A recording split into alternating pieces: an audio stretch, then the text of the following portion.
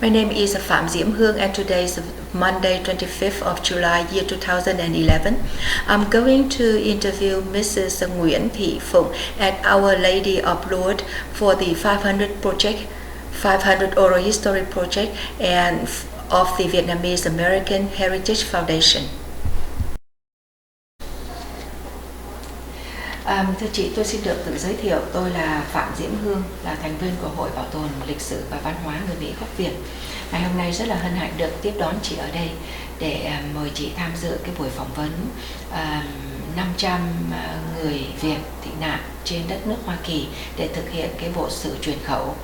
Thì trong cái nội dung của buổi phỏng vấn ngày hôm nay đó, thì chúng ta sẽ chia sẻ về cái tiểu sử của chị từ cái lúc chị sinh ra, lớn lên như thế nào, môi trường sinh sống của gia đình ra sao, các anh chị em, rồi bà con thân thuộc, rồi chị làm nghề gì cho tới cái lúc mà chị lấy chồng có con và sinh hoạt gia đình như thế nào, rồi qua những cái mốc thời gian lịch sử của đất nước thì chị là có làm những cái gì không, và sau đó tới cái ngày 30 tháng 4 năm 75 đó thì gia đình chị như thế nào và bằng cách nào chị hiện diện ở tại Hoa Kỳ, và khi sang tới Hoa Kỳ thì cái đời sống gia đình ra sao. Thì trước tiên đó, xin chị cho biết tên, tuổi và nơi sinh quán của chị. Dạ, thưa chị Diễm Hương, em tên là Nguyễn Thị Phụng, sinh năm 1955 ở Sài Gòn. Tại Sài Gòn. Dạ. Chị có thể cho biết trong gia đình chị có bao nhiêu anh chị em? Dạ, em là con út trong gia đình.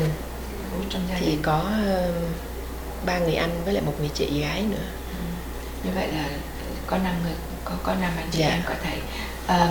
Với 3 người anh của chị đó, chị có cái ông anh nào mà chị thấy chị thương nhất không, và có cái kỷ niệm đặc biệt với ông anh đó? Nếu nói về ông anh mà thương nhất á, thì có ông anh kế là anh Phước. Hiện anh đang ở Cali, ở Lốt. Nhưng mà giữa anh đó với chị đó có những cái kỷ niệm nào vui buồn mà chị không có quên được không? Dạ có. Tại vì hồi lúc anh đi lính mới ra trường á, thì ba em đưa về làm việc gần gia đình, thì hai anh em có cái thời gian gần gũi với nhau nhiều hơn. Thì em nhớ lúc mà ba em được cấp trên giao cho một cái nhiệm vụ khác ở một nơi khác, thì ba em phải đi, thì còn lại có hai anh em. Lúc đó em đang học dở dang, thì em nhớ mỗi sáng thì anh em chở em đi học, thì em phải cầm theo một cái gầu mên để bỏ vô trong cái tiệm ăn rồi để lấy cơm tháng. Thì trưa anh em đón em về thì hai anh em xách cơm về nhà ăn. Dễ thương quá. Thế thì đối với người chị gái? Chị gái thì cũng có gần gũi, nhưng mà chị lấy chồng rồi, chị ở riêng cũng lâu rồi, cho nên cũng có những kỷ niệm mà lúc còn nhỏ chị đi học thì chị cũng có dắt em đi chơi với lại các người bạn, thì cũng rất là vui. Và anh Phước cũng vậy. Chị đó là chị cả hay là sao? Chị đó là chị thứ tư. Anh Phước là chị thứ 5.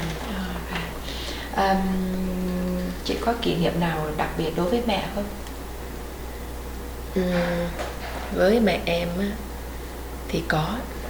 Ngày hôm qua lúc em nghe chị Quỳnh Hoan chị hát Ả Đào á, em không có cầm được nước mắt. Chị có thể chia sẻ cái kỷ niệm đó?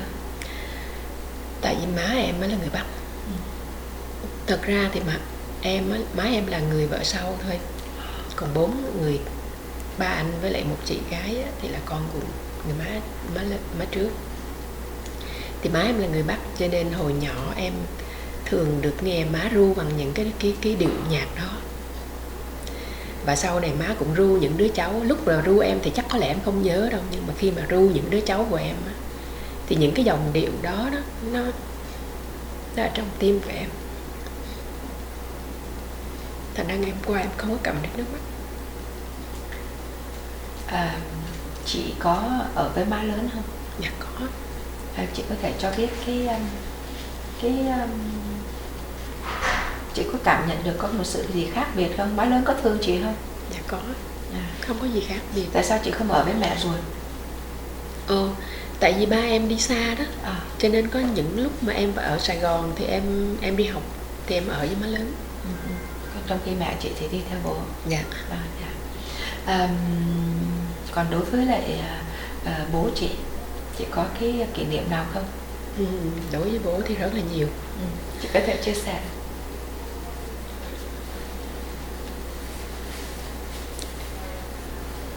Đối với bố em thì không biết sao mà kể cho hết.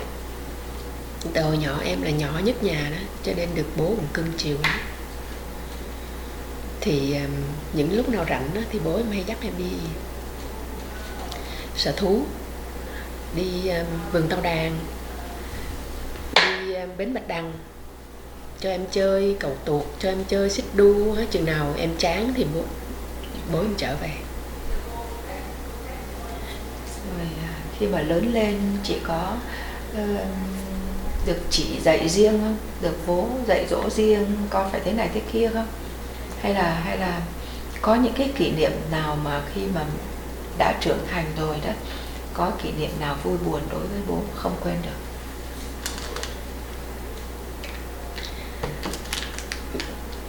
Bố em thì là một người cũng có một chút Ba chị làm nghề gì? Ba em làm bưu điện. Làm bưu điện. Dạ. Và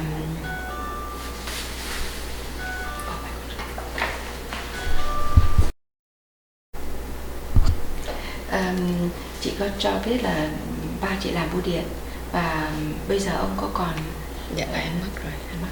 Và cả gia đình sinh sống một cái đầu lương của ông cụ mà thôi. Còn má chị có đi buôn bán gì không? Dạ, má em thì không. Còn má lớn?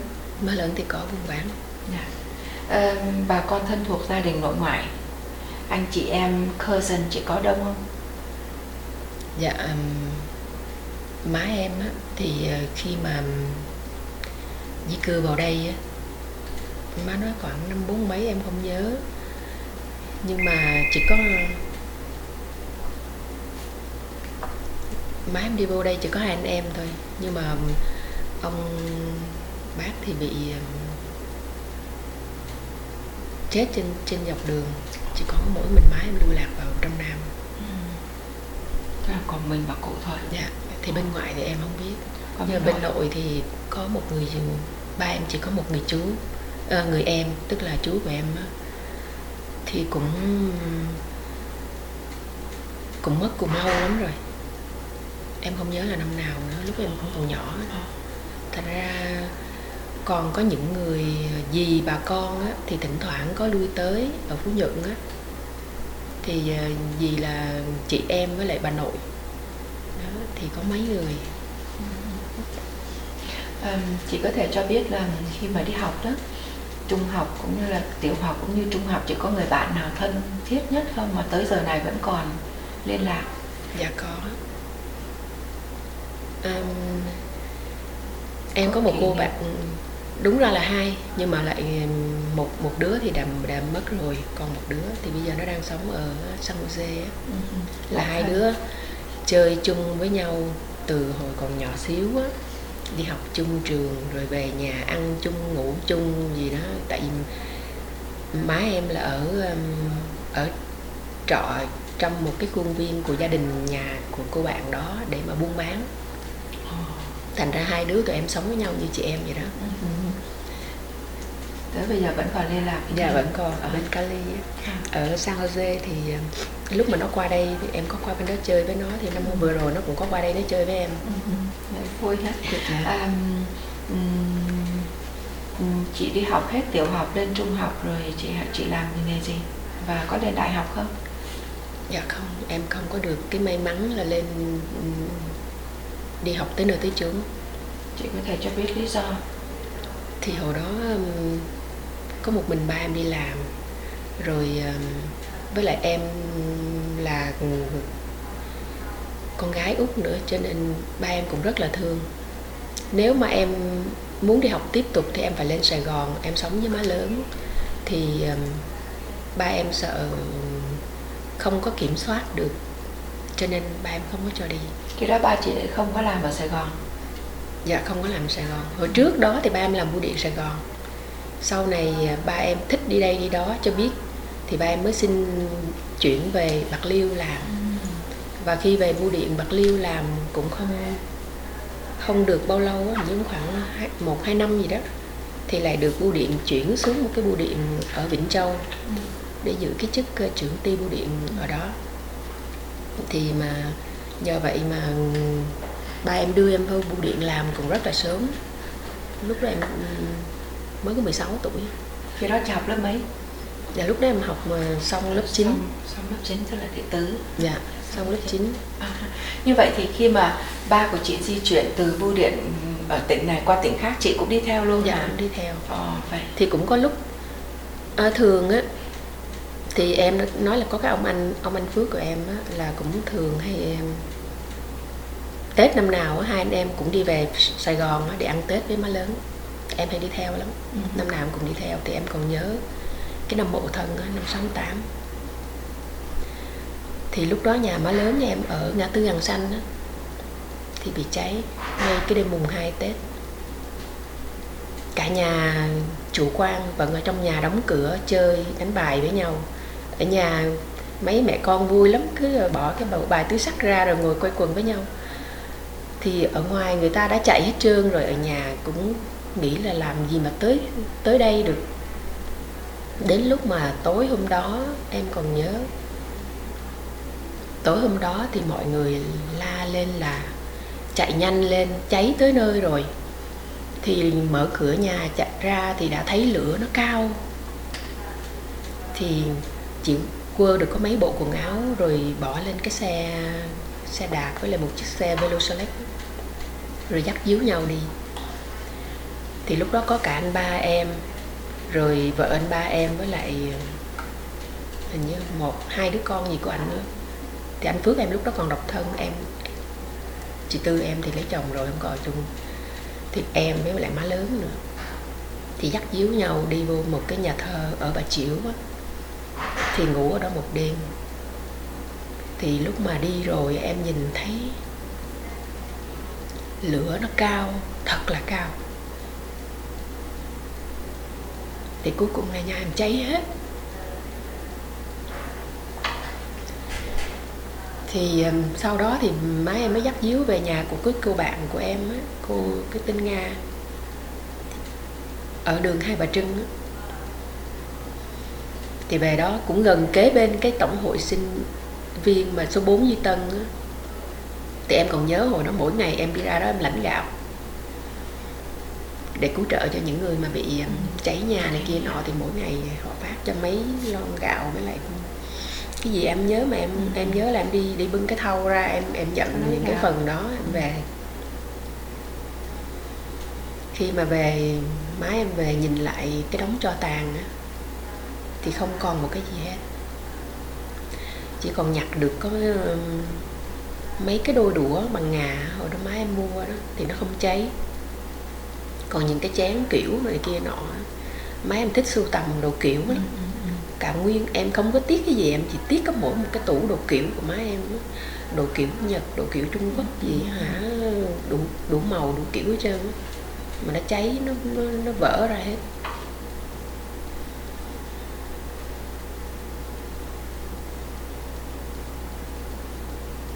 Thì lúc đó đó, ông anh em, anh Phước em là phải vội vã đi trình diện ở trong bộ tư lệnh đó.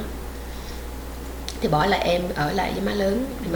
Ông anh em thì được trực thăng đưa đi về đơn vị. Thì em ở lại với má lớn, em đi học. Em đi học ở Sài Gòn được 1 năm ở trường Quỳnh Thị Nga.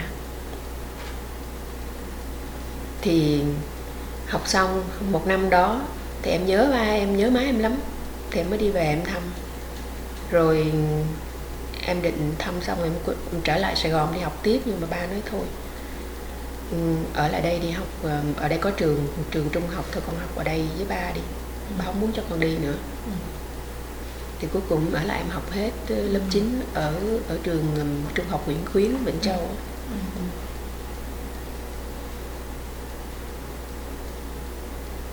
Rồi khi mà em học hết lớp 9 thì hết trường rồi, trường hết lớp để cho học. Nếu muốn đi học thì phải lên tỉnh, lên thành phố. Thì lúc đó em nói là ba em không muốn cho em đi xa nhà nữa, con gái lớn rồi không muốn cho xa nhà, thì em ở lại với ba. Rồi khi mà bưu điện có một cái ông nhân viên đó, ông tới tuổi hưu rồi ông nghỉ, thì ba em mới nói thôi bây giờ có chỗ trống, thôi để ba đưa con vô làm luôn với ba, có hai cha con mình thôi. Thì em đưa vô em làm với ba từ năm 71.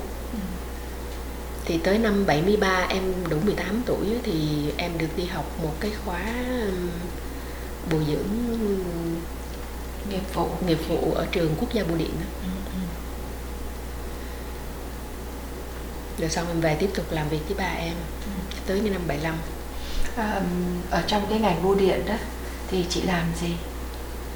Thì em vừa đi giao thư mà em vừa ở nhà phụ với ba để bán vừa tem thư với lại người ta gửi tiền người ta phải mua cái măng đa đó, sơ gọi là cái măng đa đó. Thì em làm như vậy. Chị thích cái nghề đó không? Thì em thích lắm, em thích cái nghề đó lắm. Nó có một cái thì ở bưu điện thì thường khi mà mình ở tỉnh đó, mình làm việc mà trên 2 năm thì nó cho mình tuyên chuyển một lần. Mình có quyền mình nộp đơn mình xin chuyển đi bất cứ nơi nào mình thích. Thì lúc đó em có nộp đơn em xin đi về Sài Gòn. Thì em đã được rồi, em đã được một cái sự vụ lệnh tuyên chuyển về bưu điện quận 5 trước ngày 30 tháng 4. Em nhận được cái sự vụ lệnh đó hồi tháng 3. Thì lúc đó má em cũng có đi lên Sài Gòn lấy hàng về bán. Thì má em mới nói má đang bán được, thì thôi từ từ đi rồi chờ má bán hết chuyến hàng này đi rồi hẳn về. Thì lúc đó ba em đi về Sài Gòn trước rồi. Thì khi mà má em bán xong thì đã tới cái ngày không còn đi được nữa rồi. Cho tới cái ngày 30 tháng 4 thì Việt Cộng nó vô nó tiếp quản cái bưu điện đó, em phải bàn giao lại. Khi mà nó vô thì nó có hỏi em là bây giờ cô có muốn ở lại tiếp tục làm việc với tụi tôi hay không, hay là cô muốn đi về quê. Thì em nói thẳng là em muốn xin đi về quê, em không muốn đi làm, em không muốn làm ở đây nữa. Em còn nhớ khi mà nó tiếp quản thì em giao hết tất cả những giấy tờ tiền bạc này kia nọ cho nó. Xong thì nó còn nhờ em là sơn lại giùm cho nó cái bảng của cái ty bưu điện. Hồi đó là cái bảng đó là chữ ty bưu điện, sau rồi nó nhờ em sơn lại là cái chữ gì em tự nhiên em lâu quá em quên mất tiêu rồi, nhưng mà em nhớ em có sơn lại cái bảng đó. Không biết nó dùng cái từ bưu cục hay là gì đó. Sau đó thì chị đi về quê. Sau đó rồi về quê tức em là về lại Sài Gòn. Dạ về lại Sài Gòn, nhưng mà lúc đó Sài Gòn từ lúc mà nhà cháy má em không mua nhà lại nhà nữa, má lớn em không mua nhà lại nhà nữa. Thì mướn thôi. Thì chỉ có ở trọ với cô nhà gia đình của người thì quen làm cô bạn của em đó, là ba má quen biết mấy chục năm rồi cho nên ở đó. Thì khi mà về lại Sài Gòn á, thì gia đình em á, về tá túc với lại người chị ở trên Thủ Đức. Chị lấy chồng ở Thủ Đức. Thì về nhà chị ở được ít lâu. Thì lúc đó gần nhà chị thì có một cái trại gia binh. Cái trại gia binh đó khi mà 30 tháng 4 thì họ đã bỏ, họ đi về hết rồi. Những người lính, những người vợ lính họ đã đi về hết rồi. Thì cái trại đó bỏ trống mấy chục căn lận. Thì bà chị em mới nói, ông anh rể em mới nói thôi bây giờ mình vô mình xí đại một căn mình ở đi. Thì gia đình em mới dọn qua đó xí đại một căn ở. Thì cái lúc mà Thì ở đó được 2 năm gì đó. Thì có cái chương trình mà nó đuổi đi kinh tế mới á. Thì mình không phải là người gốc ở đó, mình không có hộ khẩu ở đó. Thì nó dòm dàm nó đuổi gia đình em đi kinh tế mới. Em đâu có muốn đi đâu. Thì cuối cùng em quen được với mấy cái bà trong cái ban phụ nữ đó. Thì em mới đi theo mấy bà đó em làm thư ký. Thì cũng được cái mình cũng hiền lành dễ mến, cho nên mấy bà cũng thương. Mấy bà cho em đi theo. Thì nhờ em đi theo mấy bà đó em làm, thì nó không có dòm ngó tới gia đình em nữa. Rồi sau đó nó có đưa em lên xã làm cho hội phụ nữ của xã. Thì nhờ em lánh được như vậy thì gia đình em không phải đi kinh tế mới một ngày nào hết. Khi làm việc với họ chị thấy sao? Thì nói chung những cái bà đó thì họ cũng là những người dân quê ở đó thôi. Họ những người bản xứ ở đó. Cho nên cái sự mình tiếp xúc với họ nó cũng không có cái gì là khác biệt lắm, cũng bình thường. Rồi chị ở đó được bao lâu? Và chị lập gia đình năm nào? Em lập gia đình năm 78. Đầu năm 78 đầu tháng 2 năm 78. Em quen với ông xã em là trước 75. Em quen với anh ấy hồi năm 72 lần, lúc em mới 17 tuổi. Anh đó có ở trong quân đội không? Dạ có.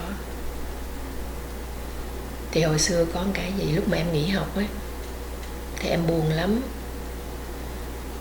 Em rất là thích học mà em lại rất là thương lính. Tại trong gia đình em đã có một ông anh đã hy sinh. Ông anh thứ mấy? Ông anh thứ hai, ông hy sinh năm 65. Ở cái trận Đức Hòa, Đức Huệ gì đó, Hậu Nghĩa gì đó. Cái lần đó là Việt Cộng nó dùng chiến thuật biển người, nó đánh nó coi như là tan tác hết. Thì em nghe gia đình kể lại, những người bạn cuối cùng của ông anh em kể lại là có lẽ ông anh em là người chết sau cùng. Lúc đó anh bị thương rồi. Thì có những người lính của ảnh chỉ là trung sĩ đội thôi. Hồi đó anh thi tú tài hoài mà thi không có đậu. Thì ảnh bị thương rồi thì những người lính họ nói thôi để họ kè ông anh em phải lội qua một cái sông thì mới thoát được. Thì ông anh em mới nói là họ chưa chắc là họ đã thoát được, còn kè theo mình làm sao mà họ đi được. Thì ông anh em mới nói là thôi bây giờ các anh cứ đi đi, để tôi lại đây đi, khi nào xong rồi trở lại kiếm, nếu mà còn thì gặp. Thì ông anh em mới nhảy xuống cái hầm. Thì những người bạn mà còn sống sót họ về họ kể lại với gia đình là khi mà họ bỏ đi rồi thì ông anh em nằm ở dưới cái hầm đó thì họ thấy có một trái lựu đạn nó nổ. Thì là coi như là ông anh em chết từ lúc đó. Bao giờ ông tự sát hay là ông bị chỗ nào? Bị coi như bị theo những người kia nói thì có lẽ cái hơi nó bị tức ở dưới cái hầm á, nó nổ ở trên này thì cái hơi nó dồn xuống dưới cái hầm, thì ảnh đã bị thương rồi, máu nó ra rồi mà giống như là bị tức ngực hay sao á, thì coi như ảnh chết luôn. Thì có lẽ vì mất máu hay là vì ngột hay gì đó, và cái sức ép đó. Thì ông anh em chết. Thì sau này có mấy người bạn về có kể lại cho gia đình nghe như vậy. Thì lúc đó ba em đang làm ở Điện Bạc Liêu á, thì em còn nhớ cái ngày hôm đó ba em đi làm về mà khóc từ ngoài đường, khóc vô nhà, mà khóc như một người đàn bà vậy đó. Thì gia đình em mới đầu tưởng ba em giỡn, thì ba em cũng thường hay giỡn với con với cháu lắm. Lúc đó có một đứa cháu của em, con và chị nó ở nữa. thì ra khi ông vô nhà thì ông khóc thật chứ không phải là ông khóc giỡn. Thì ba em mới đưa cái điện tín, mới nói được một câu với má em là thằng Long nó chết rồi mình ơi.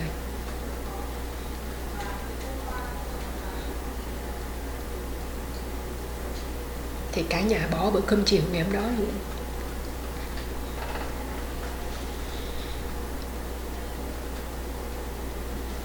Rồi sau đó ba em đi về Sài Gòn thì em ở lại với má em thì em không có biết, nhưng mà sau này em nghe kể lại thì ba em về Sài Gòn đi với má lớn em nhận xác với lại bà chị dâu nữa. Tức là sau đó cũng tìm lại được xác của anh hả? Dạ, thì xác đưa về hết ở hình như là ở bệnh viện Cộng Hòa, nhà xác Cộng Hòa sao á, mà em nghe nói là nhiều lắm, cả nhà phải đi rất là lâu mới tìm được xác anh em. Thì sau đó anh em được chôn ở nghĩa trang quân đội Hóc Môn á, lúc đó là Hóc Môn là năm 65. Thì sau khi anh hai em mất rồi thì anh Phước em mới vừa thi đậu xong tú tài thì anh đăng đi lính. Thì còn lại ông anh thứ ba thì học xong sư phạm, thì ông anh ba em đi ra đi dạy thì nhờ có một người hy sinh với lại một anh đi lính nữa, cho nên anh ba em thì được miễn dịch. Thì em còn nhớ anh Long của em nó có một người bạn, anh tên hình như anh Phẩm. Anh Long là anh thứ ba. Anh Long là anh thứ hai. Anh cũng hơi hy sinh đấy. Dạ, anh hy sinh đó. Thì em còn nhớ cái anh Phẩm đó, anh có mang về bàn thờ anh Long em, anh để một cái nón cối của Việt Cộng. Thì anh nói là Long tao trả thù cho mày. Thì em còn nhớ như vậy, lúc em còn nhỏ. Thì khi mà anh Phước em đi lính đi học sĩ quan trường bị Thủ Đức á, thì em còn nhớ cái ngày mà anh ra trường, anh đi khóa 20 năm 65 á, anh đi khóa 20 thì em không nhớ là anh ra trường lúc nào, nhưng mà cái ngày mà anh ra trường á, thì em với ba em có đi đón. Em còn nhớ cái đêm ra trường á, làm ở quân trường Thủ Đức, thì vào buổi tối, lúc em mới mười tuổi, 10 hay 11 tuổi, em không nhớ là anh ra năm 65 hay 66. Thì em còn nhớ trong cái ký ức của em là cái quang cảnh cái ngày mà ra trường của anh Phước em á, thì em nhớ là không có đèn mà chỉ có đuốc.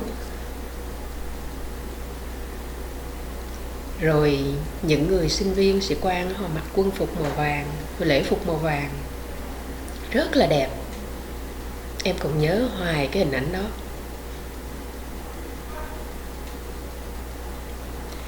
Thì sau khi anh Phước em ra trường thì ba em mới xin về Bạc Liêu làm ở binh chủng pháo binh.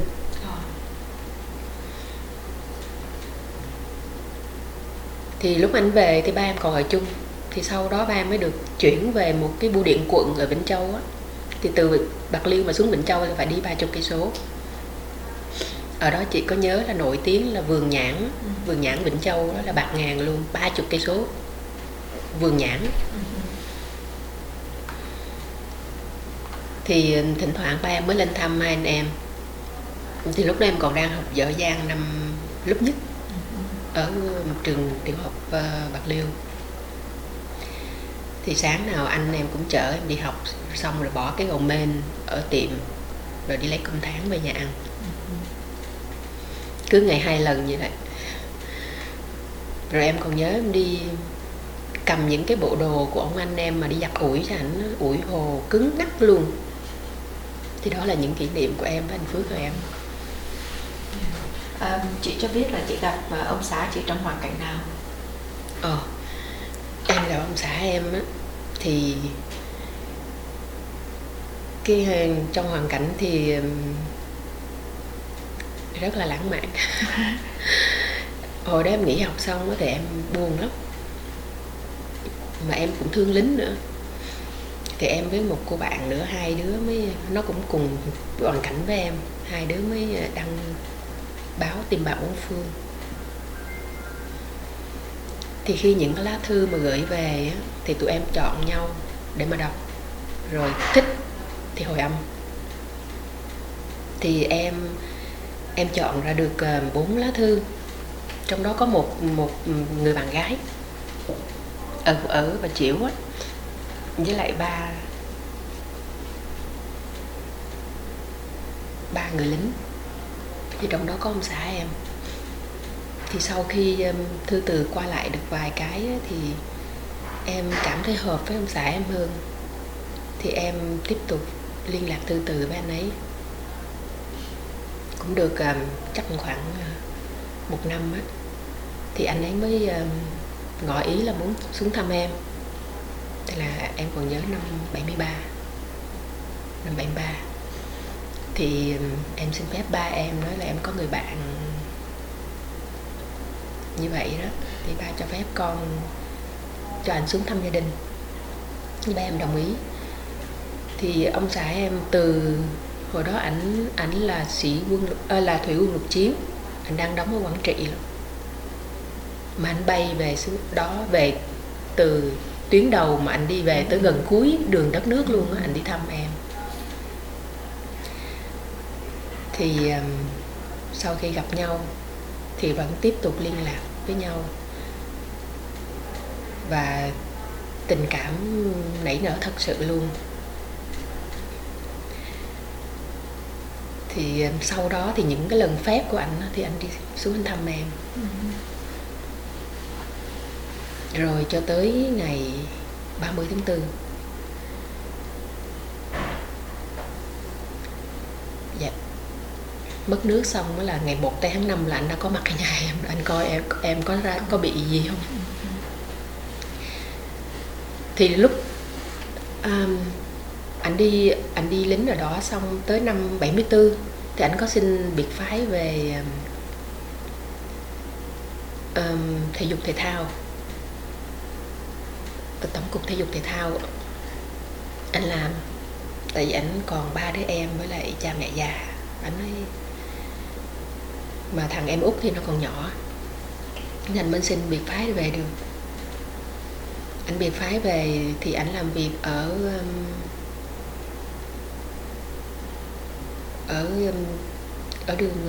đường Đinh Tiên Hoàng á. Cho nên cái ngày 1 tháng 5 là anh chạy xuống mình kiếm em rồi. Bao nhiêu xe cộ nó lúc đó nó đã bị gián đoạn hết rồi, mà anh cũng ráng anh tìm phương tiện mình đi xuống mình kiếm em. Thì sau khi mà gặp nhau rồi thì đưa nhau về Thủ Đức. Anh cùng gia đình em đi về Thủ Đức. Xong mà anh đi về gia đình ảnh là ở Bình Tuy rồi. Thì anh ở đó anh đi trình diễn và anh đi học tập. Thì lần đầu tiên anh đi học tập có 1 năm rưỡi à. Tới năm 77 thì nó cho anh về.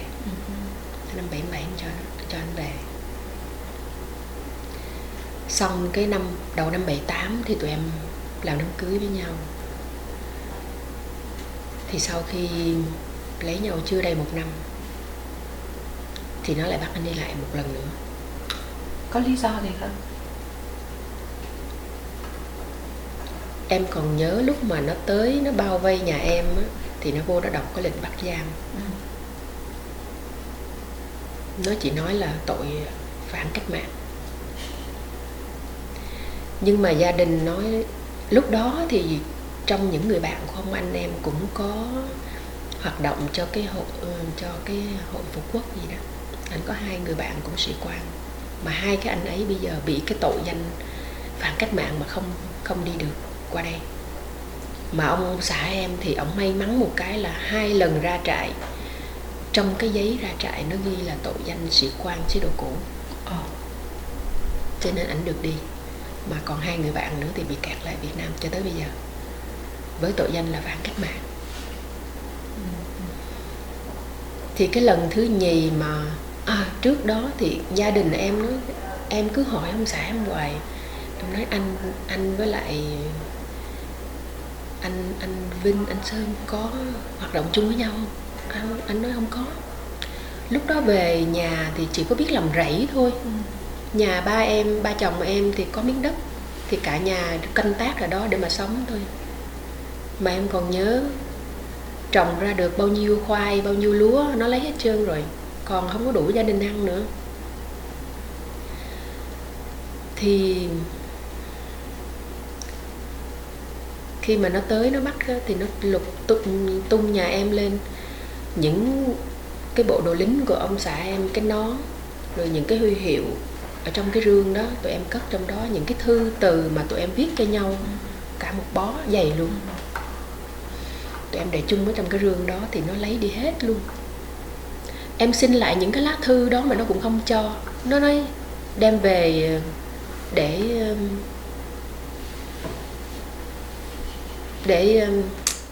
gì nè, nó dùng cái chữ gì giờ em quên mất tiêu rồi.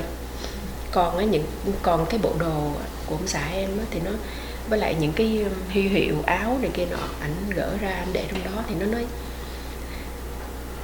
anh tàng trữ những cái thứ này để anh chờ phục hội chức vụ hả? Thì nó bắt ông xã em đi đêm hôm đó là mùa Noel năm 78. Thì gia đình mới suy nghĩ hoài nữa, mình đâu có làm cái gì đâu mà tại sao nó bắt đi.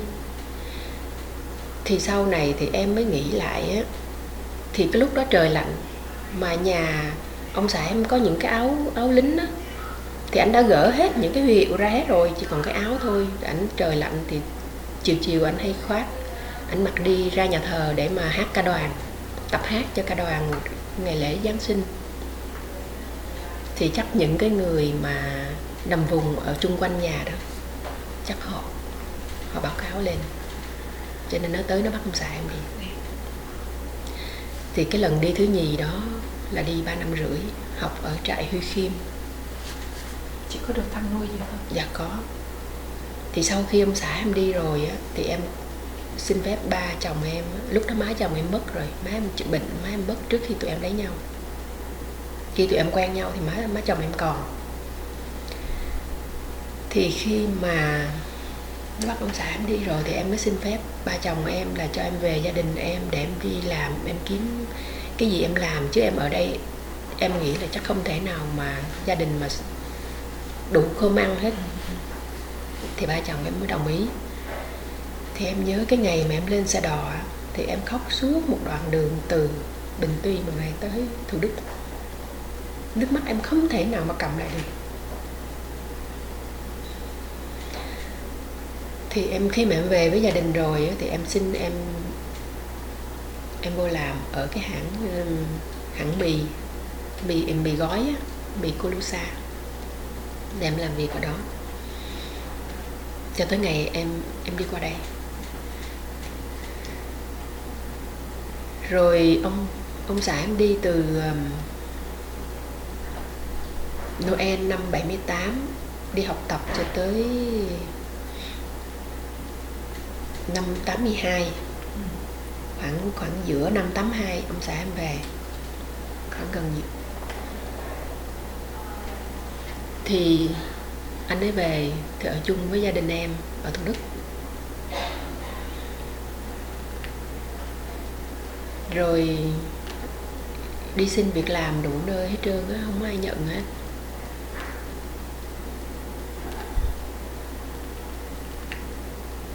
Thì anh vừa về thì em mang bầu cái đứa con đầu lòng của em. Thì trong cái thời gian mà anh ở nhà thì ảnh với một người bạn nữa, hai người vô một chiếc ghe với ý định vượt biên. Thì em còn nhớ chiếc ghe đó neo ở cầu chữ Y á, mà cả hai ông á, đều nhát, không có tổ chức được, không tổ chức được cho một cái chuyến đi. Thì cuối cùng em á, thì bầu càng ngày càng lớn, mà ông xã em nói thì nếu mà có đi cũng sợ nguy hiểm quá, cho nên thôi mạnh ai nấy đi. Cả hai ông bán cái ghe đi, thì anh bạn em á, thì đi vượt biên được, còn ông xã em ở nhà với em. Thì khi mà sanh xong á, thì có mình em đi làm công nhân, thì lương 3 cọc 3 đồng, chỉ đủ ăn cơm với rau muống với cá khô thôi. Thì ông anh họ của ông xã em á, mới thấy như vậy thì anh mới đưa cho một chiếc xe ba gác. Anh nói thôi chú lấy tạm cái xe của anh đi, rồi kiếm cơm nuôi vợ. Chứ anh thấy gia đình chú thím như vậy anh không biết làm sao. Thì ông xã em mới nhận cái xe đó và đi chở hàng hóa rồi trong xóm. Mà gần nhà em thì có mấy cái trại cưa đó, cho nên có đi chở cây rồi chở vật liệu xây dựng này kia nọ. Thì em thì đi làm, con em thì gửi nhà trẻ. Thì thấy thương. Cháu gái. Dạ đứa đầu thì con gái, rồi xong rồi 3 năm sau em sanh thêm một đứa nữa, cháu trai.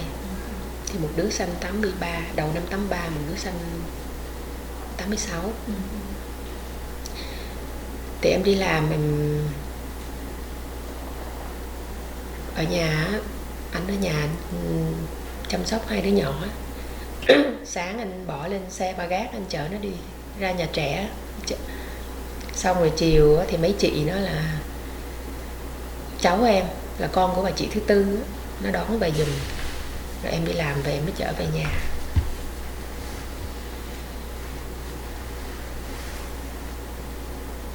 Em còn nhớ lúc mà em sanh con bé lớn em xong thì em bị sốt nhau.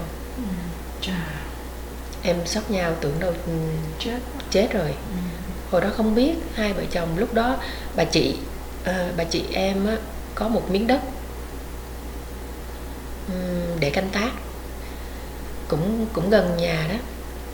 Thì chị mới nói thôi bây giờ chỉ có miếng đất trống ở trong đó thôi, hai vợ chồng em vô trong đó cất nhà ở đi, rồi giữ đất cho chị. Thì tụi em vô cất một cái nhà lá, một cái căn nhà lá vách đất tụi em ở.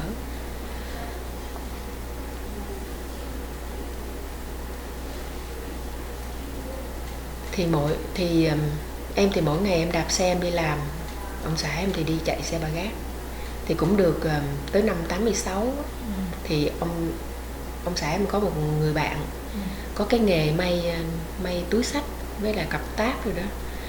Thì ông bạn mới nói anh thấy chú mày ốm yếu quá mà đẩy cái xe ba gác, anh thấy thương quá, thôi ở nhà anh dạy cho cái nghề này rồi ngồi ở nhà may. Thì ông xã em mới ở nhà may rồi vừa trông con, mình em đi làm. Thì cái đó mình phải mua máy may riêng của mình. Dạ phải mua máy may riêng. Rồi mình nhận hàng từ đâu? Mình tự đi mua vải về mình tự may. Rồi mình đi bỏ mối cho mấy cái chợ. Tự mình lo lấy. Dạ. Rồi mình thì đã không có vốn, mình đã không có tiền rồi, mà đi bỏ hàng cho ở chợ nó bán. Thì nó nói chừng nào nó bán xong rồi nó mới trả tiền. Cứ mỗi lần ra nó nói nó chưa bán được, nó không đưa tiền. Cuối cùng tụi em không giao nữa. Mà ở nhà bạn bè hàng xóm rồi ai đặt cái nào thì may cái đó thôi. Thì ông xã em về đó năm 82. Thì cho tới năm 92, 91 hay là 92 gì đó, thì ông xã em mới xin được cái hộ khẩu. Thì cũng nhờ em quen với mấy người xã làm ở trên xã cũ đó. Thì cái ông kế bên nhà thì ông cũng làm cho ủy ban xã.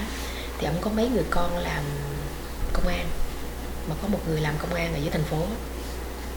Thì nhờ cái cậu đó đỡ đầu cho em mà em vô em xin được cái hộ khẩu cho ông xã em, mà em không phải tốn một đồng nào hết. Chứ nếu không thì em phải tốn tiền nhiều lắm, em biết. Nhờ một tiếng nói của nó thôi mà ông xã em làm được cái hộ khẩu không phải tốn tiền. Thì tới năm 92 á, ông xã em có được cái hộ khẩu ở thành phố chung với em. Thì lúc đó tụi em cũng chưa có nghĩ đến cái việc mà đi HO. Lúc đó người ta đã đi rồi, ông anh em đã đi rồi, anh Phước em đã đi rồi. Phước em đi năm 92. Lúc đó tụi em không có tiền là một, mà ông xã em thì đi học tập tới 2 lần. Em nói người ta đi có một lần 5-6 năm, 9-10 năm, mà mình đi 2 lần, không biết nó có chấp nhận cho mình không, mà lại không có tiền. Mình cứ sợ. Em nghe nhiều người nói là nộp vô rồi phải lo lót, rồi thế này thế kia thì nó mới giải quyết hồ sơ của mình, chứ nếu không nó cứ để nó ngâm hoài ở đó. Thì em nói trời, tiền đâu mà lo. Em không có dám, không có nghĩ tới cái chuyện đó, em không dám nộp nữa. Tới năm 94 á, tới năm 94 thì cái anh Thành á, mà bạn với ông xã em, mà hồi đó hai người mua Hùng với cái ghe á, thì anh đi được năm 84, anh đi rồi. Thì hai vợ chồng mình mới về thăm. Mới về thăm thì anh có tặng cho tụi em 100 đô. Thì anh có nói như vậy, anh nói tại sao mà không nộp đơn vô. Thì em cứ nói em sợ đi không được, mà tiền mất thì tật mang, tụi em không có tiền đâu. Thì anh mới nói anh nghe là nếu mà mình đi không được á, thì nó sẽ trợ cấp cho mình để được định cư tại chỗ. Em không biết anh nghe ở đâu cái tin đó, tụi em cũng tin. Tụi em nói thôi kệ, mình cứ nộp đại đi. Nếu mà mình đi không được á, thì nó cho mình định cư tại chỗ với một cái khoản trợ cấp á, thì mình cũng đỡ. Thì năm 94 á, thì tụi em mới nộp đơn. Anh về tháng 4 năm 94 thì tụi em, sau khi anh đi thì tụi em mới nộp đơn. Thì tụi em không ngờ là nộp đơn vô nó suôn sẻ. Tại vì tụi em giữ lại được tất cả những cái giấy tờ của ông xã em, căn cước quân nhân, những cái tờ giấy học ở trường, rồi những cái tờ giấy biệt phái này kia nọ. Anh còn giữ đủ. Cho nên khi mà nộp đơn vô đó thì sơ vấn cũng suôn sẻ hết. Thì em biết là từ lúc mà nộp đơn cho tới cái ngày đi là vừa đúng 2 năm. Chị có bị mất tiền nhiều không? Dạ không, chỉ mất những cái khoản tiền hồi đó có đóng hình như 1 triệu cho một cái dịch vụ đó. 1 triệu. 1 triệu là bao nhiêu đô la? 1 triệu hả? 1 triệu lúc đó chắc cũng khoảng 100 đô. 100 đô. Thì có một cái người quen họ lo giùm. Thì từ nộp đơn năm 94 thì tới năm 95 tụi em đi phỏng vấn á, thì được đậu. Thì vô hỏi có vài câu thôi thì tụi em trả lời xong thì họ mới hỏi anh chị còn giấy tờ gì làm bằng chứng không? Thì tụi em mới đưa ra căn cước quân nhân với lại những cái giấy tờ của ông xã em. Thì coi xong rồi là đóng dấu liền cho tụi em đi định cư. Mừng quá ha. Dạ. Thì em còn nhớ lúc đó là năm cuối năm, khoảng gần cuối năm 95 á. Thì lúc đó em mới vô trong hãng em xin nghỉ. Mà khi mà em điền đơn nghỉ đó, em không nói là em đi xuất ngoại nữa. Em nói là vì hoàn cảnh gia đình em phải về quê chồng, em mới xin nghỉ. Tới khi mà bạn em biết được tụi em đi Mỹ thì nó mới nói bà này bà kín miệng quá. Đi mà không chịu nói cho người ta mừng, còn giấu nữa. Thì em nói cũng sợ không biết là có đi được hay không, rồi không biết có bị cái gì hay không, cho nên em cũng không dám tuyên bố với ai hết.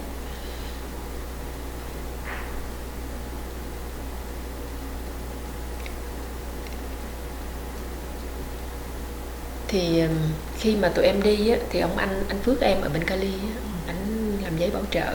Thì em qua bên Cali, tới Cali ngày 24 tây tháng 4 năm 96. Thì em ở với ông anh em được 2 tháng rưỡi. Ở chung với anh Phước em được 2 tháng rưỡi. Thì tụi em đi học, đi vô trường học ESL. Dạ, học ESL. Thì tụi em quen với mấy ông HO đi trước á, mấy ông cũng lớn tuổi rồi. Mấy ông nó đi trước này mấy năm rồi cũng chưa kiếm được việc làm. Mà nhà ra ngoài mướn á, thì cũng đắt đỏ nữa. Thì lúc đó anh Thành á, là anh bạn của ông xã em á, là ông ở tiểu bang này. Với lại một anh nữa cũng là bạn học hồi cũ của ông xã em á, thì ở bên đây. Thì tụi em thường phone liên lạc với nhau. Thì anh Lập thì cũng đi HO, đi trước em 5 rưỡi, đi trước tụi em 5 rưỡi. Thì hai ông nó cứ động viên nó thôi qua đây đi, qua đây nhiều việc lắm. Thì cuối cùng tụi em quyết định đi qua đây ở.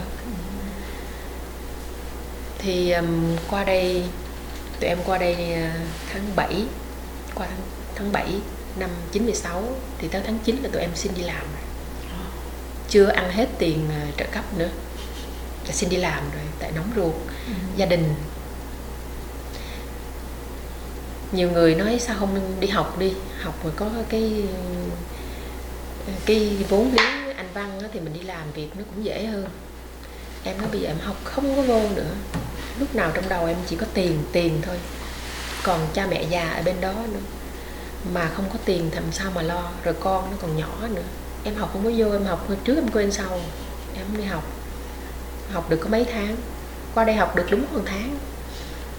Giờ em đi xin được vô cái hãng may, vô cái hãng may, còn xã em xin được vô một cái hãng làm gì mà nói là gọi là hãng sắt, mà em biết hãng sắt làm cái gì em biết nữa. Thì hai vợ chồng đi làm chia nhau, em thì làm ca sáng, anh đi xin làm ca tối, để sáng là ở nhà anh đưa con đi học, rồi chiều đó là chỉ có 2 đứa. Dạ chỉ có 2 đứa. Lúc mà em đi thì nhỏ lớn em nó học được lớp 8 ở bên Việt Nam rồi, còn thằng nhỏ thì nó mới học lớp 4.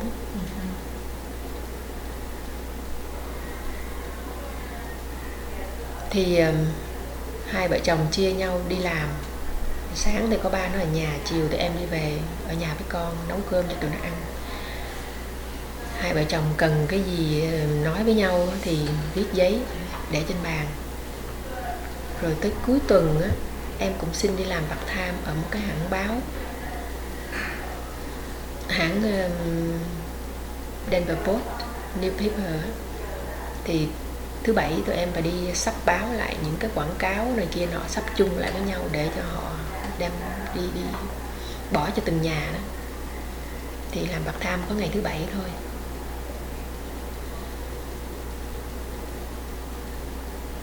Thì làm được tới năm 2000 thì tụi em mua nhà ở trên này thì nó hơi xa, cho nên em nghỉ làm. Rồi em cũng xin được cái hãng Best Stop mà em nói á, thì nó cho nên em mua nhà phía trên đó thì em đi làm nó gần hơn. Rồi ông xã em lại xin vô được một cái hãng về medical, thì ảnh vẫn còn đi làm tới bây giờ.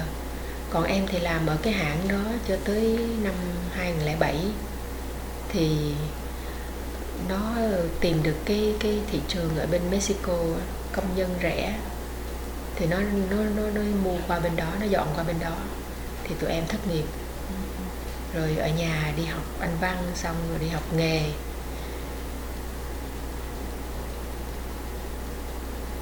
Rồi học xong nghề rồi sức khỏe không có. Thì học nghề gì?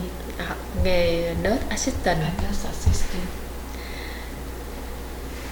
Học xong rồi đi thực tập thấy mấy người Mỹ rồi này kia, người nào người nấy cũng to cũng bự hết trơn, mà mình thì yếu, mà mình phải vô đó, mình phải chăm sóc từ cái tắm rửa cho tới cái ăn uống này kia nọ, rồi cái đi đứng. Em sợ em làm không nổi, tại vì em bị đau lưng á, rồi sợ mình đỡ người ta chắc người ta chưa không té, mình té trước nữa. Cho nên thôi ở nhà, bây giờ con cái nó cũng lớn rồi, nó học xong hết rồi, nó ra trường thì nó nói thôi mẹ, nhà mẹ nấu cơm đi, con phụ cho mẹ. Thì mình ông xã em đi làm mua bảo hiểm cho em. Từ cái ngày chị qua Mỹ đến giờ chị có trở lại Việt Nam không? Dạ có. Mấy lần? Cũng nhiều lần. Chị thấy Việt Nam ra sao? Thì thay đổi nhiều lắm. Hồi ở Việt Nam á, thì em một mình em một chiếc xe Honda, em đi tới đi lui. Em cảm thấy nó bình thường á, mà bây giờ em về em thấy đường xá em không dám đi. Đông quá. Có một lần năm 2000 má em bệnh đó thì em về, lúc em đi mới có 4 năm mà em về em lấy cái xe ở nhà em đi, công chuyện đi chợ búa này kia nọ, mà em cứ đứng ngay cái ngã ba đó, mà em muốn băng qua cái đường bên kia mà em đứng hoài em không dám qua, tại vì nó đâu có nhường cho mình đâu. Người ta cứ lủi đại thì người ta đi được, mà mình thì cứ sợ xe, mình không dám đi, mình cứ đứng hoài. Vậy thì ba má chị còn là sống không? Thì má em sau cái cơn bệnh đó má em mất luôn. Từ năm 2000, dạ má ruột của em đó. Bệnh gì? Má em bị ung thư bàng quang. Khi đó là chị còn ở nhà hay là đã đi qua Mỹ rồi? Đi qua Mỹ rồi đó. Năm 2000 thì em đã trở về em thăm má em. Dạ. Thì má em đã mổ tới lần thứ nhì rồi.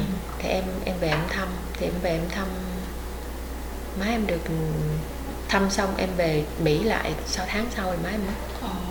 Còn má lớn? Má lớn thì mất rồi từ năm 97 luôn. Má lớn em thì sống với người chị thứ tư. Thành ra còn ba em á, thì ở với đứa cháu con của chị Tư á. Cho tới năm 2008 ba em mất. Thì tại vì ba em còn cho nên em cũng thường xuyên về thăm ông cụ lắm. Sau đó thì sau đó thì cũng thỉnh thoảng cũng có về, tại vì còn con nhỏ cháu ở bên đó. Rồi con và chị nó là con lớn của chị em, nhưng mà từ nhỏ rồi cứ tin dị đoan, cứ nói nó không hợp tuổi với chị em á, rồi khó nuôi nó cứ bệnh hoạn hoài, rồi ba má em nuôi luôn cho tới lớn luôn. Rồi nó ở với em, với lại ba má em, thành ra cũng nó cũng thương em lắm. Rồi nó cứ kêu về hoài, nó gọi em là dì Út, nó cứ kêu về chơi. Mỗi lần mà nó làm ăn được á, thì nó cũng kêu về. Mỗi lần nó thay đổi chỗ ở nó kêu về cho biết chỗ ở mới, cho nên cũng thỉnh thoảng thì cũng có về, cũng đi về. Khi chị qua tới Mỹ thì chị thấy đời sống ở Mỹ mặc dù là khó khăn thì khó tìm việc và đi làm, hai vợ chồng phải đi làm rất là nhiều, thì chị thấy đời sống ở Mỹ như thế nào so với Việt Nam hồi trước khi chị đi? Đương nhiên là sướng hơn. Dạ, điều đó là dĩ nhiên. Nhưng rồi cũng phải làm cực khổ. Làm cực khổ nhưng mà cái tinh thần của mình nó thoải mái hơn. Mình không thấy những cái bất công trước mắt của mình giống như ở Việt Nam. Ở Việt Nam em thấy những cái bất công mà mình không nói được. Mình thấy những bất công mà mình không nói được. Ví dụ có cái bất công nào nó xảy tới cho chị mà chị còn nhớ được? Với em thì em chỉ nhớ có mỗi lần mà ông xã em đi bị bắt lần thứ nhì, thì chỉ có lần đó là cái lần em căm hận nhất. Còn thì em thấy những người mà nghèo mua bán ở vỉa hè mà cứ bị tụi nó đi, nó đuổi, nó dẹp. Rồi có những lúc em đi chợ Sài Gòn, em thấy ở những người họ bày có một cái miếng ni lông ra, họ bán những cái đồ lặt vặt linh tinh, mà lúc nào bốn mắt cũng cứ giáo giác nhìn trước nhìn sau. Hễ thấy bóng dáng công an hay là mấy cái người mà đeo băng đỏ là phải túm 4 góc lên mà chạy. Nhiều khi khách mua chưa kịp lấy tiền nữa cũng phải lo mà chạy. Mà em còn nhớ có một lần em với đứa cháu em thì hai dì cháu đi xe Honda rồi bị tai nạn. Nhưng mà tụi em té do tụi em té, chứ em không đụng ai, mà không ai đụng em hết. Hồi đó chị biết họ bán xăng, họ hay để cái cục gạch ở ngoài đường á, rồi họ ngồi trong cái lùm cây đó họ bán, thì để cái cục gạch ở trên cái đường đó, thì mình đi mình vô ý mình không thấy, thì mình mới cán lên cái cục gạch đó thì nó mới mất thăng bằng, thì hai dì cháu té. Thì khi mà té xuống đường đó, thì cháu em nó không biết nó đập vô đâu, mà em nhìn lại em thấy nguyên một cái vũng máu luôn từ cái đầu nó chạy ra. Rồi không biết thằng công an ở đâu mà nó chạy tới, cái nó đòi giữ xe của em. Thì em chỉ bị trầy trụa thôi, thì em còn tỉnh táo. Nó đòi giữ xe của em để điều tra. Lúc đó em nhìn thấy cháu em quảng hồn quảng vía rồi, em kêu cái xe ba gác máy chạy chờ tới thì em mới bỏ nó, kêu đỡ nó lên xe chở đi. Thì thằng công an chạy tới nó đòi nó giữ cái xe của em. Em nói tôi đâu có đụng ai đâu, mà đâu ai đụng tôi đâu mà đòi điều tra. Ở đây bao nhiêu người thấy mà em cũng dữ lắm, em không có nhịn nó. Em nói bây giờ anh có thấy cháu tôi nó máu me như thế này không, mà bây giờ anh giữ xe tôi rồi tôi đi bộ, tôi đi kiếm nó hả, tôi đi lo cho nó hả? Thế là biện em nói là tay em dựng chiếc xe lên để em chạy luôn, em chạy đi theo cái xe bắt cắt máy đưa cháu em đưa bệnh viện. Rồi nó cũng phải chịu thua, nó đứng nó nhìn theo, mà chị coi nó vô lý không? Em đâu có đụng ai, đâu ai đụng ai em đâu mà tự nhiên nó tới nó đòi giữ xe em. Mà may em cũng cứng á, chứ nếu em nhu nhược á thì em để cho nó giữ cái xe là mất cái xe của em rồi. Mà em nói trời ơi, cháu em nó đi rồi, cái ông ba bác máy ông cũng lật đật chở đi vô bệnh viện. Thì mình phải chạy theo ổng, chứ từ lúc đó em còn đang nói chuyện với ông công an thì em nói anh cứ chạy đi, anh chạy vô đưa nó vô bệnh viện ngay đi, chứ cái đầu nó như vậy mình làm sao? Thì ổng hỏi, lúc đó tụi em đang bị trên cái đoạn đường mà từ ga Bình Triệu mà tới Thủ Đức á. Thì ổng mới hỏi em bây giờ đi bệnh viện nào, bệnh viện Bà Chiểu hay là bệnh viện Thủ Đức? Em nói thôi đưa về Thủ Đức cho tôi đi, tại vì có gì thì gia đình tôi nó tới nó cũng gần, rồi coi ra sao đã rồi tính. Thì cái xe nó mới quay đầu nó lên Thủ Đức, thì em dựng cái xe em lên, em leo lên xe em chạy. Đó rồi thôi nó đứng nó nhìn theo. Thì cũng may là chạy vô bệnh viện thì nó chỉ bị ngoài da thôi. Thì khi mà nó lau chùi, nó băng bó xong thì nó không có cho về liền. Bệnh viện không cho về liền để coi nó có sợ nó có bị chấn thương sọ não hay không. Thì nếu mà nó có ói này kia nọ đó thì phải đưa đi cấp cứu ngay. Thì cũng may là nó sau 1 tiếng đồng hồ thì thấy nó tỉnh lại, nó không có bị gì hết. Bây giờ hai cháu của chị làm nghề gì? Hai con của chị? Cô gái lớn em á, thì nó học xong cái sư phạm ở đây, thì nó ra trường nó đi dạy được 1 năm. Thì nó vì là giáo viên mới, rồi tình hình kinh tế nó bị xuống, thì các cái trường nó mới giảm bớt giáo viên và nó để dồn lại với nhau, thì nó bị lay off. Thì bây giờ nó đi bán bảo hiểm, rồi nó cũng đi tham gia sinh hoạt cộng đồng. Tốt. Rồi còn con trai em thì nó học về ngành computer. Thì bây giờ cháu nó cũng đi làm, và nó còn ở chung với em. Còn chỉ có đứa con gái thì nó có gia đình rồi, ở ra riêng. Chị có cháu nào chưa? Dạ có 2 đứa cháu ngoại. 2 đứa cháu ngoại rồi. Dạ. Bây giờ chị vừa mới nói là chị đã nghỉ làm từ năm 2007. Thì chị có nghĩ là chị sẽ đi học trở lại không?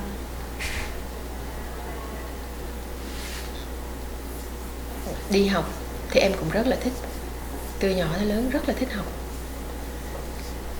Mà bây giờ nghĩ là học xong rồi không biết mình làm cái gì. Thành ra cũng chỉ ở nhà loanh quanh rồi lo cơm nước cho gia đình. Nhưng mà nếu có điều kiện mà tìm được một cái job nào thích hợp với sức khỏe thì có lẽ em sẽ đi làm lại. Từ nãy tới giờ có cái điều gì mà mình chưa có hỏi nhưng mà chị muốn nói không? Muốn chia sẻ không? Vì tất cả những gì xảy ra trong cuộc đời, từ lúc nhỏ cho tới lúc lớn, khổ sở dưới chế độ cộng sản, hoặc là qua tới đây gặp những điều gì không ưng ý,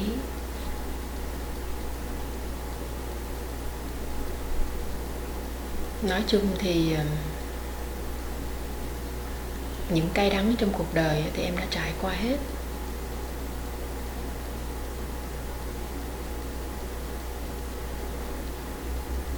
Thì những cái tháng ngày mà gian lao khi mà còn ở Việt Nam,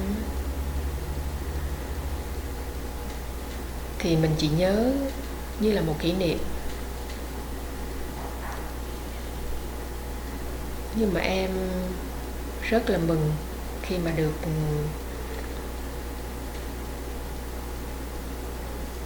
chính phủ Mỹ cho được định cư ở đây. Nếu mà không đi được HO hồi trước đó, tụi em trong đầu vẫn luôn luôn có một ý nghĩ đi vượt biên mà không có cơ hội. Tại vì tụi em cũng không có tiền. Hồi xưa làm công chức mà khi mà nghỉ việc rồi thì trắng tay thôi. Dạ, không có vốn liếng. Có muốn cũng không thực hiện được. Chứ lúc nào cũng canh cánh trong lòng. Không biết làm sao mà đi được. Không biết làm sao mà thoát khỏi được cái chế độ cộng sản.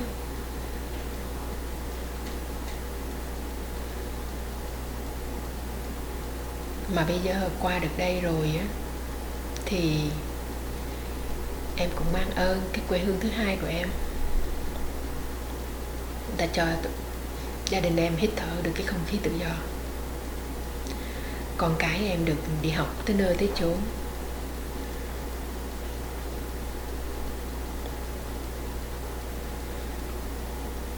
Rồi bây giờ nhìn lại quê hương thì thấy rất là đau lòng mà mình không biết làm sao.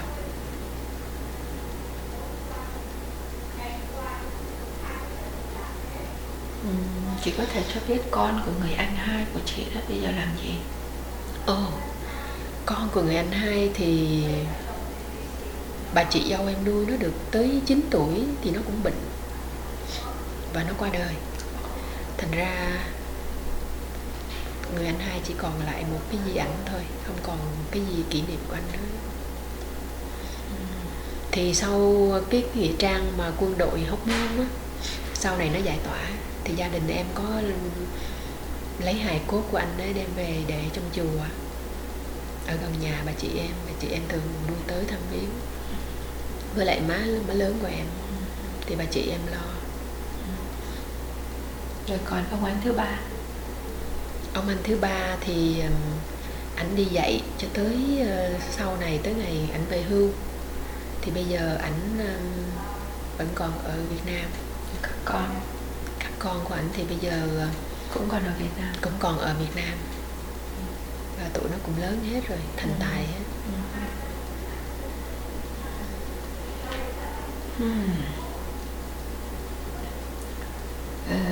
Rất là cảm ơn chị một lần nữa đã tới đây để mà chấp nhận cái buổi phỏng vấn cũng như chia sẻ những cái khó khăn trong cuộc đời của chị.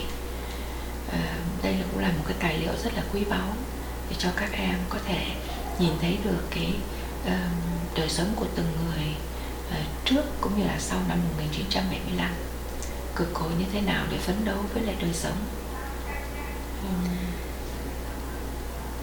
Em cũng còn quên kể cái thời gian mà em đi thăm nuôi ông xã em á.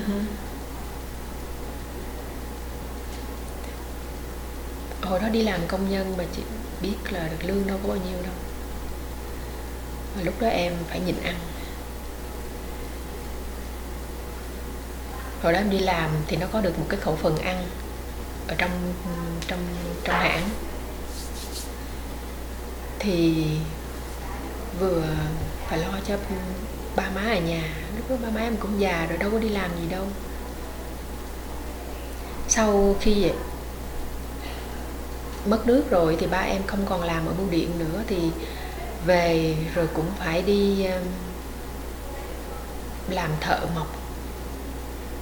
Mà em còn nhớ ba em hồi đó đi làm thợ mộc với lại một cái thước dây mà đo vải á. Tại không phải nghề, ba em đâu phải nghề đó đâu. Mà bây giờ bụng đói thì đầu gối phải bò thôi.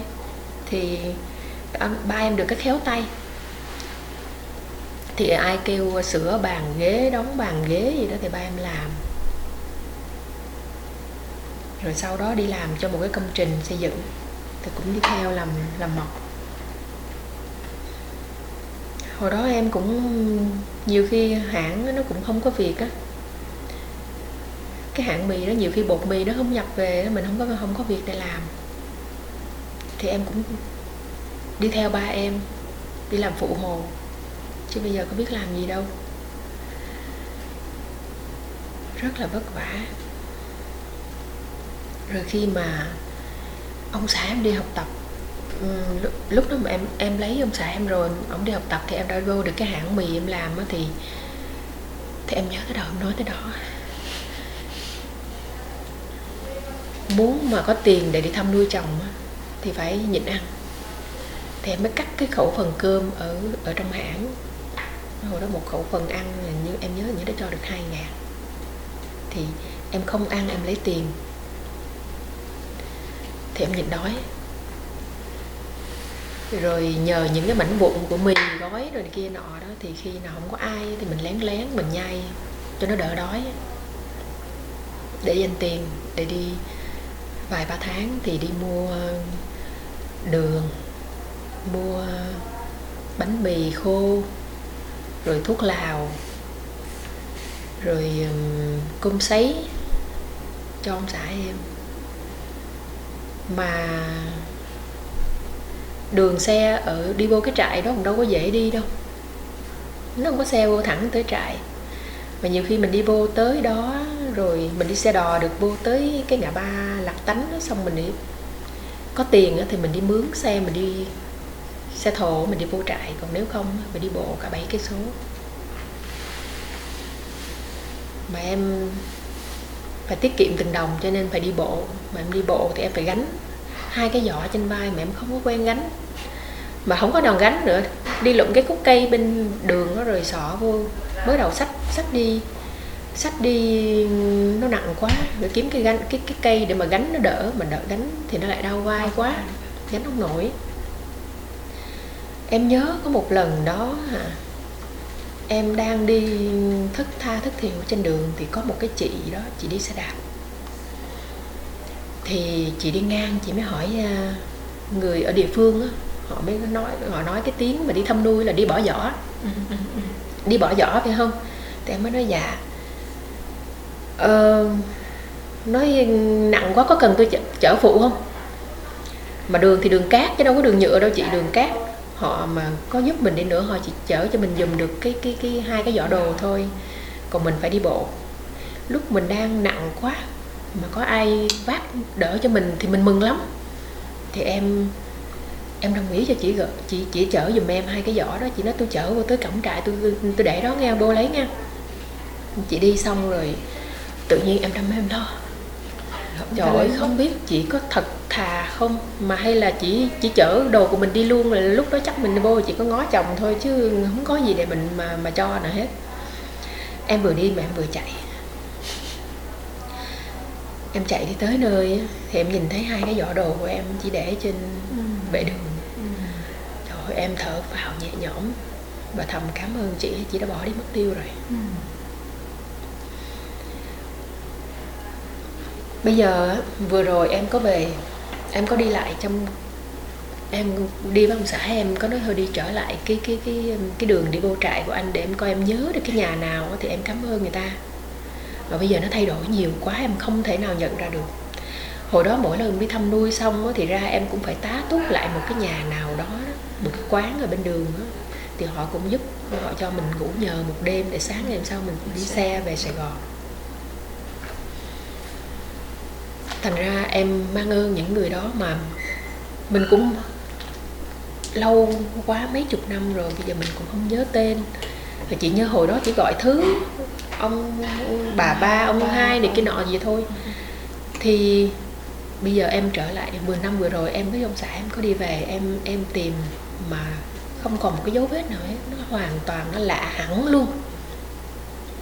Cái trại nhìn cũng không ra luôn, tại vì bây giờ hồi xưa là kẽm gai, mà bây giờ nó xây tường lên rồi, nó bít luôn ở trong đó rồi, nhìn cũng không thấy luôn. Chứ hồi đó nhìn thấy những cái trại ngói đỏ rồi nhiều cái gian nan lắm. Có những lúc mà em phải đeo xe lửa em đi, đeo xe lửa vô xong rồi tới lúc ra, có nhiều khi em phải đi bộ từ ga trại Huy Khiêm đó mà em đi bộ ra tới ga Suối Kiết. Người ta nói với em là phải 18 cây số Mà em xin nghỉ làm thì thường em chỉ canh mấy cái ngày mà cuối tuần á em đi, em không có xin nghỉ. Cho nên bằng mọi giá em phải về Sài Gòn đêm hôm nay để mà sáng ngày mai em đi làm. Thì đón không được một chiếc xe đò nào hết, xe nào nó cũng đầy hết, nó không chở nữa. Ngay cả những cái xe chở be, chở cây này kia nọ mình chỉ quá gian một đoạn thôi, mình không cho đi nữa. Thì em cứ đi bộ thất tha. Mới cái lần đầu tiên em đi bộ thất tha thất thiểu, tại lúc đó mình nhẹ gánh rồi, cho hết rồi, còn gì nữa hết. Thì trước khi đi thì mang theo một cái bịch nước, mua một cái bịch nước lạnh, nước đá lạnh cầm theo, vừa đi vừa cắn cái bịch ra để mà uống, chứ cũng không có được có mấy cái chai như vậy đâu. Thì em đi bộ với cái hy vọng là người ta sẽ cho mình quá gian nếu mà có một chiếc xe nào đi ngang. Vậy mà cuối cùng không một chiếc xe nào cho em quá gian hết. Mà em cứ đi bộ thế mà em đi mà không dám dừng chân để mà nghỉ. Tại vì chiều mà em đi rồi càng ngày đêm nó cứ càng xuống dần, cứ càng ngày nó càng tối. Thì có một cái chiếc xe trâu họ chở tranh, họ đã chất đầy tranh lên hết rồi. Thì có nhờ ông đó xin đi nhờ, thì ông nói nó còn cái chỗ đứng ở đó chị đeo được, chị đeo đi. Thì em đeo lên cái đó, em đứng đi được một nổi. Thì ông đi quẹo vô cái ngõ nhà ông, thì là mình lại đi bộ tiếp. Đi bộ tiếp ra được tới ga Phú Kiết. Thì leo lên được cái toa cuối của cái con tàu đó đi về. Và em về tới nhà là 5 giờ sáng, là em tắm rửa xong là em thay đồ em đi làm luôn. Rồi cái gói cơm khô á, mà ông xã em dúi cho em tối hôm đó đó, mà nấu cơm với lại con cá khô. Thì sáng hôm đó em về rồi em tắm xong em dỡ cái gói cơm đó ra em ăn xong rồi em đi làm. Có những lúc em ngồi ở trại á, em chờ để tới lượt căm nuôi á, em nhìn thấy cả đoàn người đi ngang, quần áo rất tả tơi, có những miếng vá chằng chịt. Họ đi, họ gánh những cái gánh khoai mì. Có nhiều anh đó, cố tình làm rơi ra vài cái củ khoai để cho mấy cái người thăm nuôi này nhặt để mà tối nó nướng ăn. Những cái hình ảnh đó em không có quên được. Mà khi mà thăm nuôi á, thì nó có một cái bàn dài. Thì ông xã em ngồi đối diện, em ngồi bên, ảnh ngồi bên một bên, em ngồi một bên. Thì công an hai ba người đi chung quanh để mà nghe ngóng của mình nói cái gì với nhau. Thì lúc đó đâu chị nói gì đâu, chị hỏi thăm anh, chị hỏi thăm ở ba nhà khỏe không này kia nọ. Thì có gì mình kể cho anh nghe về gia đình thôi.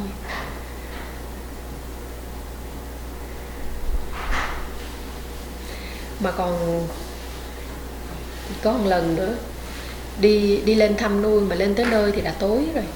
Thì về vô cái trại tạm của nó nghỉ chân. Vậy mà không biết cũng có một cái kẻ nào đó đêm hôm đó cũng xách đi hết 2 cái giỏ xách đồ, mà trong đó có một cái của em. Tại vì nó có cái nhà nghỉ thì nó đâu có cửa đâu, nó đâu có cửa, nó trống hoa, nó chỉ có cái mái che với lại cái dách ở dưới này thôi. Còn trên này thì nó trống, thì nó có những cái băng dài nó đóng chung quanh cái nhà đó. Thì họ cứ để đồ trên đó, thì mọi người cùng để. Thì có người nào họ kỹ thì họ xách vô trong cái phòng trong, thì cái phòng trong để nó có đóng một cái ván to lắm để cho mình nằm nghỉ. Rồi cái phòng trong thì nó có vách chắn gió. Thì mọi người ai mà tới trễ thì đêm hôm đó phải ngủ lại ở đó. Rồi ngày hôm sau mới được thăm nuôi, mới đăng ký thăm nuôi. Thì đêm hôm đó mà đồ của em để ngay cửa sổ, cho nên mang lên 2 giỏ mà cuối cùng còn có 1 giỏ. Rồi còn một người nữa thì bị 1 giỏ nữa. Thế Dạ. sống rất là khổ. Thật không, những cái gian nan không biết sao mà kể cho hết. Chị Chị vô quốc tịch năm nào? Em mới vô quốc tịch năm 2007. Cái ngày mà chị nhận quốc tịch chị cảm thấy thế nào? Em cảm thấy cũng cảm động lắm. Tại vì bây giờ mình đã chọn quê hương này là quê hương thứ hai của mình. Mình đã được công nhận là một người công dân.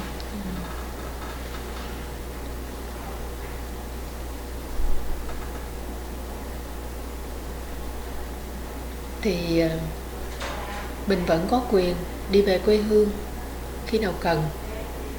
Nhưng mà mình có được một cái tự tin hơn. Tại vì mình bây giờ là công dân Mỹ. Thì nếu mà có một... Mình cũng nghĩ là nếu mà có chuyện gì thì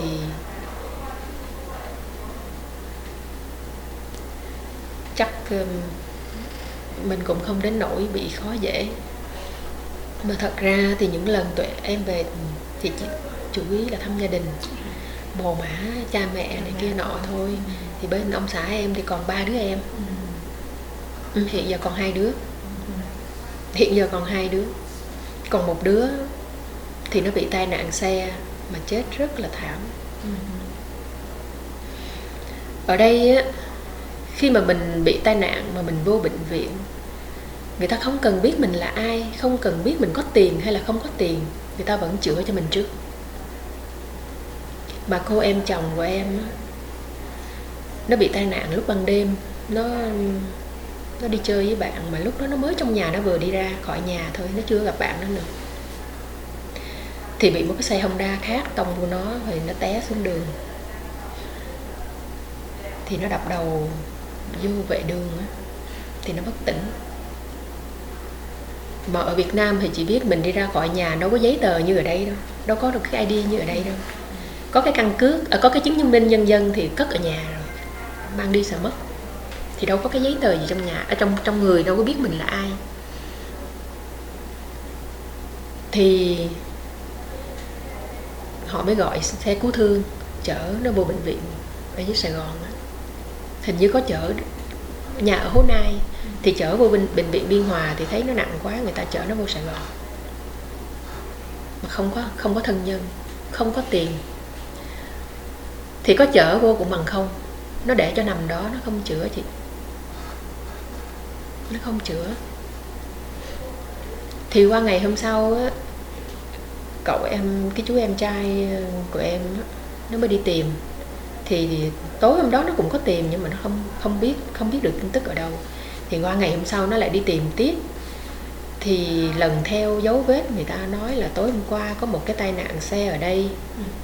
Thì người bị nạn thì đã chở vô bệnh viện rồi, còn xe thì công an giữ. Thì bây giờ anh cứ vô trong công an, anh nhìn thử có vài xe nhà không. Thì em của em nó mới chạy vô đó, nó nhìn thì đúng là cái xe của nhà. Thì hỏi thăm ra thì nói là chị nó được chở vô bệnh viện rồi. Thì nó mới tìm tới nơi thì chị nó đã qua đời đêm hôm đó rồi. Nó hoàn toàn để nguyên, không chữa một cái gì hết. Chính bà chị em nè, bị đau ruột dư á, đau ruột thừa mà đi vô bệnh viện. Trước khi nó mổ là nó đưa cho một cái đơn, phải đi mua tất cả những cái thứ này xong rồi vô mới mổ. Thành ra con nhỏ em nó vô trong đó không ai hết. Nó sợ nó chữa xong rồi ai trả tiền cho nó.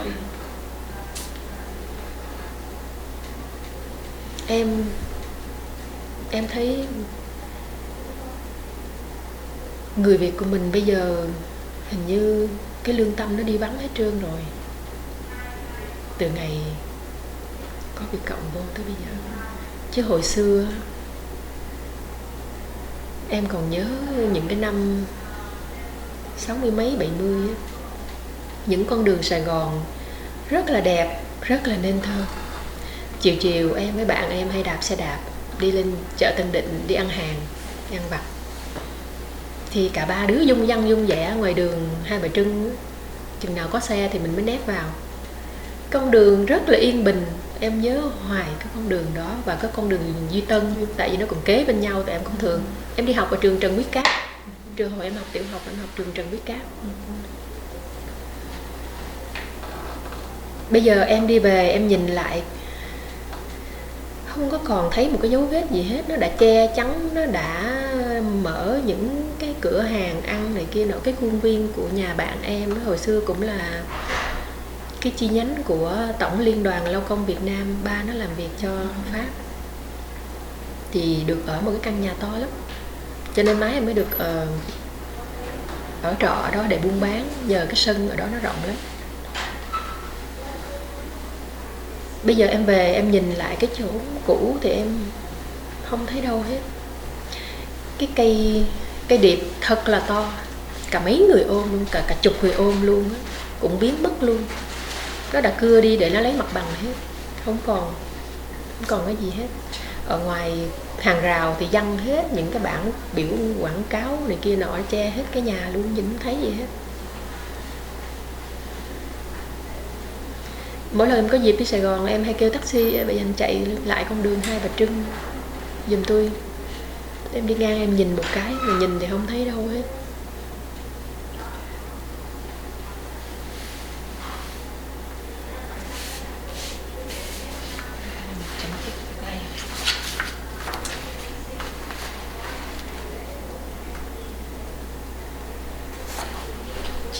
Chị thấy khi mà chị qua tới Mỹ thì những cái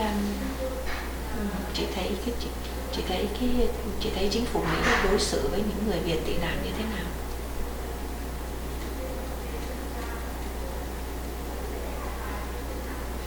Em thấy vẫn bình thường như một người dân, không có gì khác hết. Chị có cảm thấy chị bị kỳ thị không?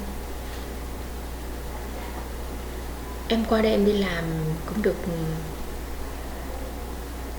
ba cái hãng, thì em vẫn thấy có cái sự hòa đồng trong đó. Em không thấy cái gì khác, tại vì trong hãng của em, nhất là cái hãng Best Stop, rất là nhiều chủng tộc ở trong đó, không riêng gì người Việt. Lào có, Korea có, Campuchia có, người Mễ có, người Liên Xô có. Cho nên tụi em sống rất là hòa đồng với nhau. Và cái ban lãnh đạo ở đó họ cũng rất là hòa đồng và bình đẳng lắm. Hàng tháng có những cái cuộc họp công bố những cái tài chánh của công ty, và họ cho mỗi một chủng tộc một người thông dịch riêng. Người Việt có thông dịch cho người Việt, mà người Tàu có thông dịch cho người Tàu, người Lào có thông dịch cho người Lào, để họ mình hiểu hết những cái hoạt động của công ty. Thành ra em không có thấy một cái sự gì gọi là kỳ thị hết.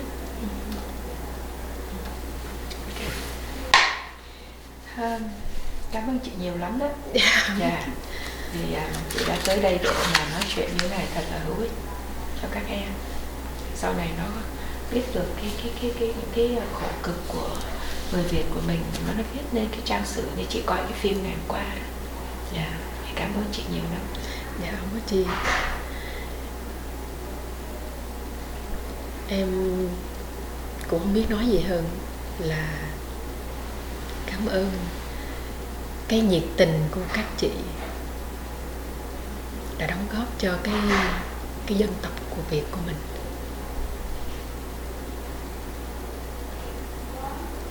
Để bảo tồn cái văn hóa lịch sử của người Việt của mình. Cái lá cờ vàng ba sọc đỏ lúc nào cũng ở trong tim của em. Tại em nhớ hồi còn đi học, sáng nào cũng phải đứng chào cờ và hát quốc ca.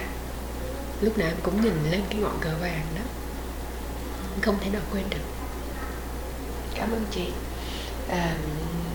Hội này đó có làm được việc hay không đó, thì cũng phải có những người như chị nhận lời phỏng vấn, nhận lời chia sẻ thì mới có, chứ nếu không á, thì nó không có thành. Chị đồng ý không? Dạ. Không là nó không có thành.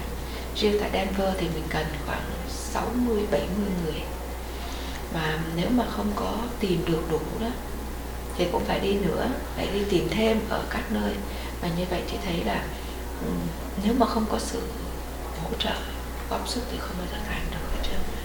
Thành ra tất cả chúng ta đều mỗi người góp sức, mỗi người một chút, mỗi người góp sức một chút.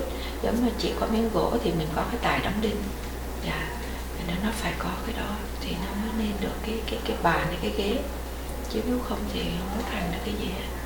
Thành ra cái sự góp sức của chị cũng như một số người các vị ở đây rất là quan trọng. Rất là cảm ơn chị đã tới, tự động tới, và cái đó là quý ghê lắm. Okay. Rồi, cảm ơn chị nhiều lắm nha Phượng. Dạ không có chi chị. Rồi mình thấy cái